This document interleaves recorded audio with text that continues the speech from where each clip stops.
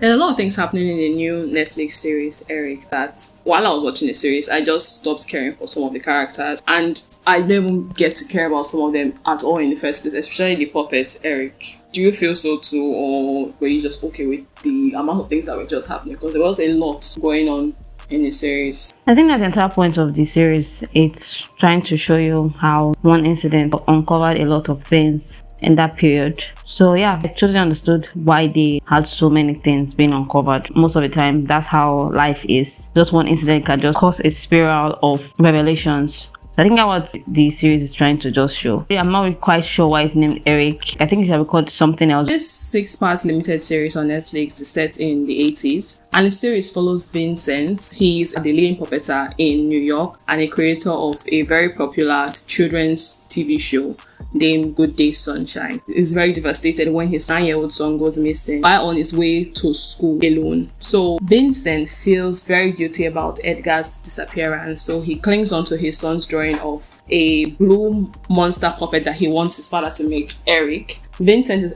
convinced that if he can get Eric the puppet on TV, then Edgar will come home. As Vincent's mental health starts to deteriorate, he alienates his family, colleagues, and detectives trying to help him. He starts to hallucinate Eric as a 7-foot-tall puppet who becomes his only ally or some sort of conscience in the pursuit to bring his son home.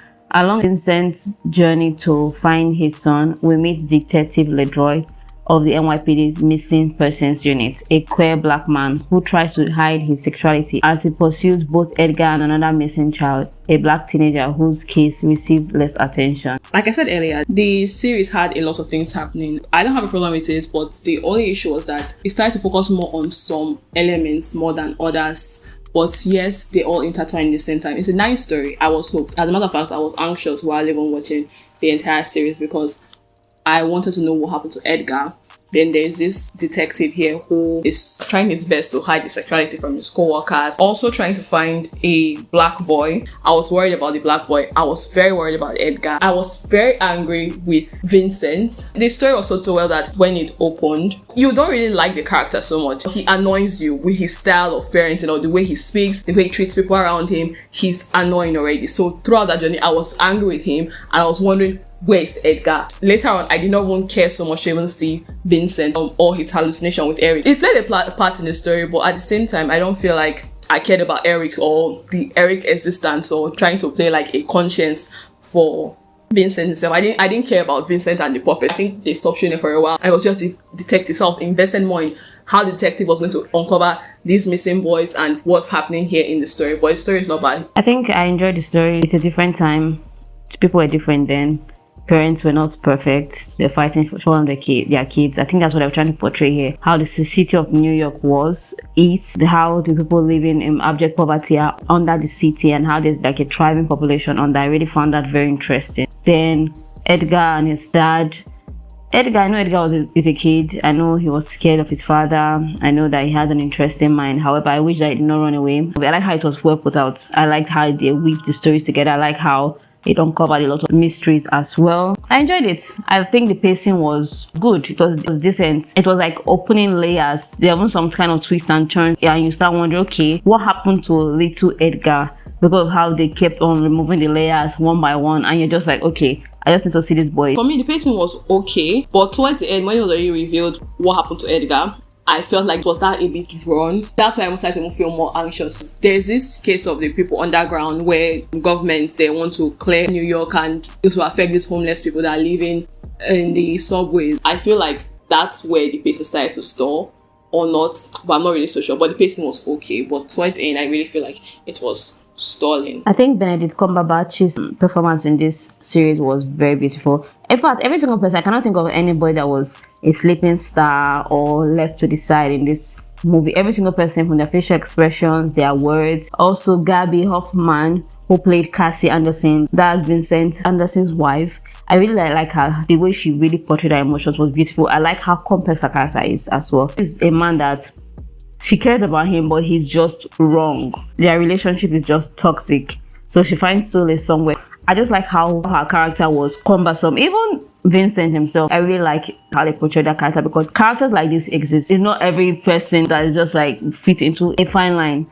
No, characters like this exist, and it's important that we portray them, even though we're in a different time now and people are saying, oh no, let's be kinder to our kids and everything. Characters like this exist, and I like that they portrayed it on TV. That even this man, he has a lot of things going on in his mind, and he's also a shitty person at the same time, and he's also talented at the same time. So yeah, very complex character. Yeah, Benedict was very great portraying Vincent's character, this very complex, talented, and also somebody who is dealing with a lot.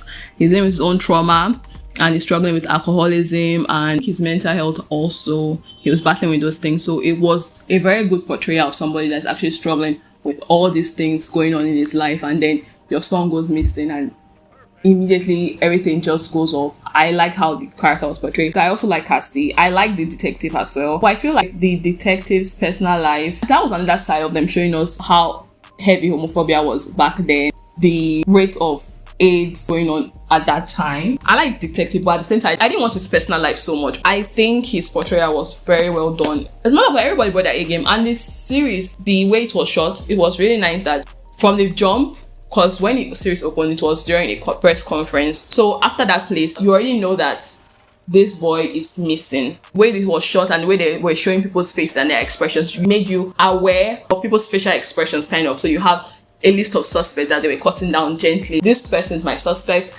Then you are told that, okay, not this person, then another person, with the lines and everything. It's a great one. But I'll give it 3.5. I think it's good, but I just have my doubts about it. There are some things I don't really like about it, but there are things I really love about the story. I rate it 4 out of 5. It's a good, well-filmed, well-written story. So if you have seen Eric on Netflix, please tell us what you think about this limited series, and do not forget to like this video, share and subscribe. So we have been watching.